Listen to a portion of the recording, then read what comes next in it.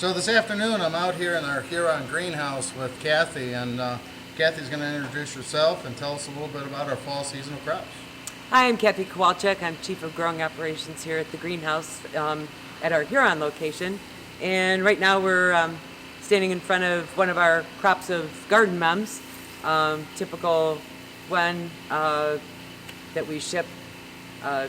Mums like this will go into our current bucket status, which means they're able to be shipped and they're ready. And but before this, a lot happens with this mum. We start planting in May. We plant 6 different crops a week apart, and that stages our color. So we grow them all real strong vegetatively to get the size. So we pump them with fertilizer and grow them under lights, keep them warm. And then when they hit the size that we want them, we move them into our curtain system, which gives them 12 hours of darkness. So it kind of tricks mums into blooming earlier than the typical September, October window. So we've had mums available for shipping for the last 3 weeks, so about the 1st of August, due to the fact that we can shade them and get some nice bud set early in the season. So we produce a nice size mum. We grow many different varieties within each crop that also help stage our color and make sure we sell a fresh product. Most of our mums will go out green budded or a plump green bud like this. And this plant here ought to be cracking color in the next week and 10 days. So a lot of work for a garden mum to get it from the rooted cutting that we buy in up to the stage when it's ready to take to the garden center or put in the landscape. But we've got a wide selection of beautiful decorative garden mums and nice green color and also great size plant.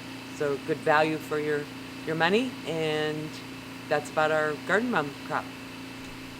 So another of our fall color items here, we're looking at our cabbage and kale, and we got 2 really nice plants here. Tell us a little bit about the cabbage and kale. Our cabbage and kale program consists of 2 varieties of cabbage and I believe 4 varieties of kale, 5 varieties of kale, all determined by the waviness of the leaf. So this one here in the quart is a kale. This one in the 6-inch is a cabbage. So these are all ornamental for the great fall plants to mix into the landscape or into combination pots. And once again, we do have the 6.5-inch size, so you get a nice robust plant all ready for the garden or the landscape.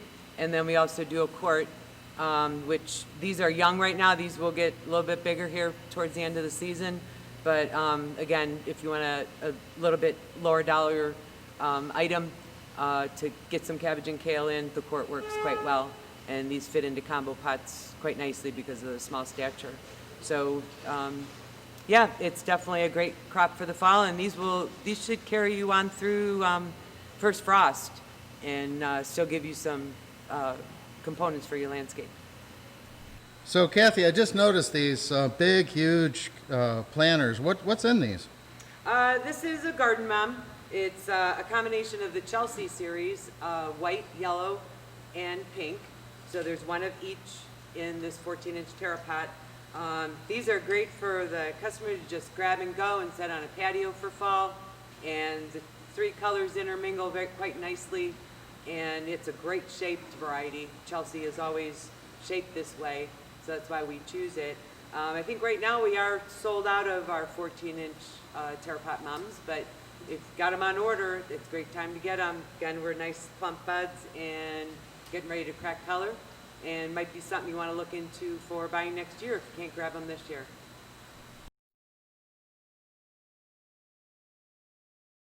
So I'm with Kathy here, and we're looking at a section of our fall pansies, and you know, these are looking good. They got a little more time, Kathy. Tell me a little bit about the pansy crop.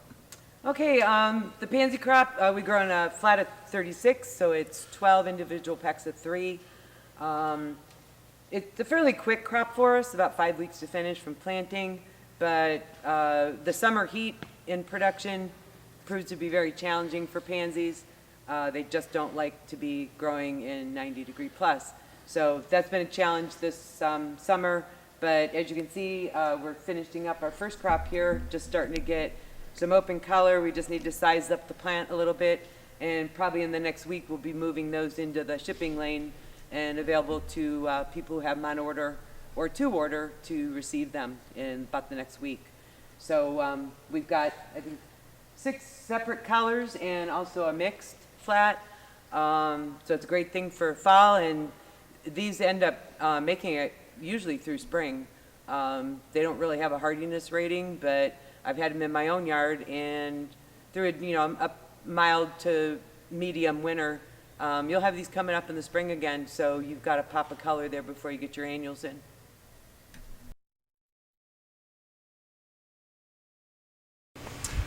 Here in the greenhouse again, we've got another fall color item. This is Sunflower Sunny Smile.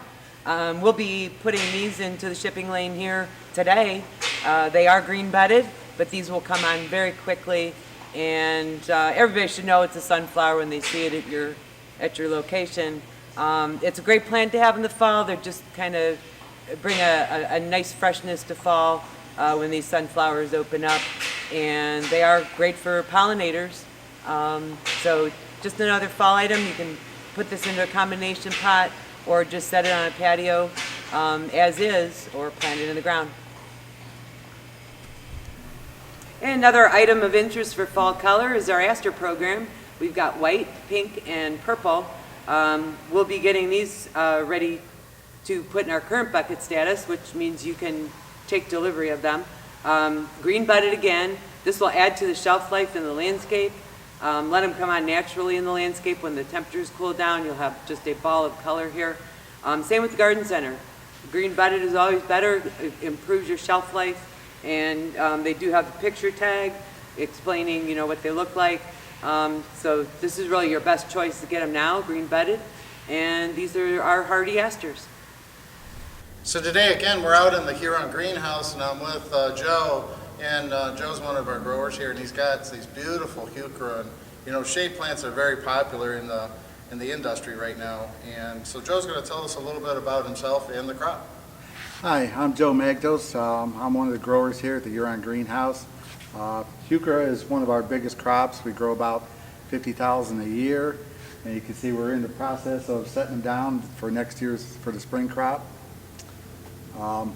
They're out canning them right now, and they're getting set down. If you're wondering why we set them down in this curious fashion, this is exactly how many fit when we space them out. They'll get spaced out about October 1st, around 12-inch centers. Some of the other things that we do along the way, around the middle of September 15th, we do a fungicide treatment, as heuchera are kind of prone to crown rot. That gets a good solid crown. Then later, around the 1st of December, we'll do a botrytis sprench to keep the botrytis off them during the course of the winter. During the winter, we cool this whole house down to about 35 degrees.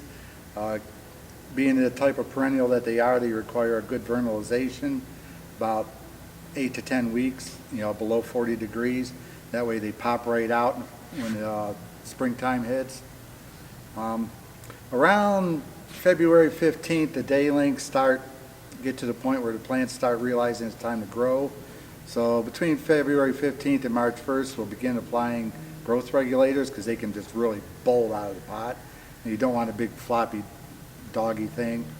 And around March 15th, we'll start fertilizing them, get them a little, get the color back in them, because they do lose a bit of color over the winter. And then we just keep that up until about April 15th when they're ready to ship.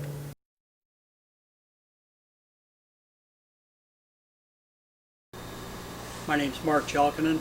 I'm one of the head growers for the greenhouse department. I take care of ferns, grasses, some of the perennials, and ground cover. What we're looking at right here is our Bernera crop scheduled for spring. We plant this from a cell, 72 cell or 50 cell. We plant those first week of July. So these have been in this pot for only about 6 weeks.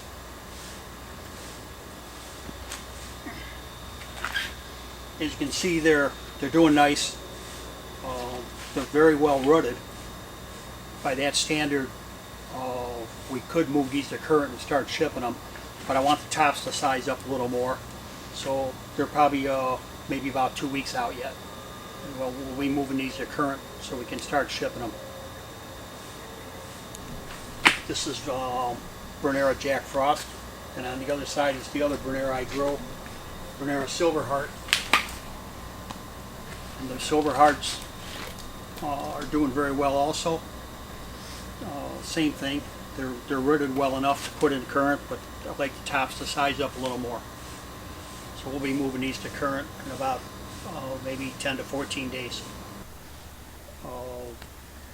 All the ferns you see in production here were planted the first week of June, again from a 72 cell.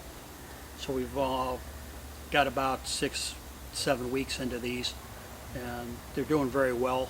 These are geared for spring sales, and again, as they get ready, we will start moving them to current and shipping them early. But they really are geared for spring sales, and they will go dormant over the winter months, and then we'll put some heat to them in March and April and flush them for spring sales. So you have to keep in mind that you don't want to really ship till about the 15th of April or after, so the customers don't have to protect them from freezes and frosts. What I wanted to show you here was 3 of our newer varieties. This is Dragon Tail, and this is a new Japanese painted fern called Godzilla, and the other fern is a 5-finger maidenhair fern. We have standard ferns that we've been growing for years. The ostrich ferns, the tassel ferns, the brilliant autumn ferns, the regular Japanese painted, Dre's daggers, ghost ferns. But we do keep our inventory, we try to keep it fresh and update it with new varieties.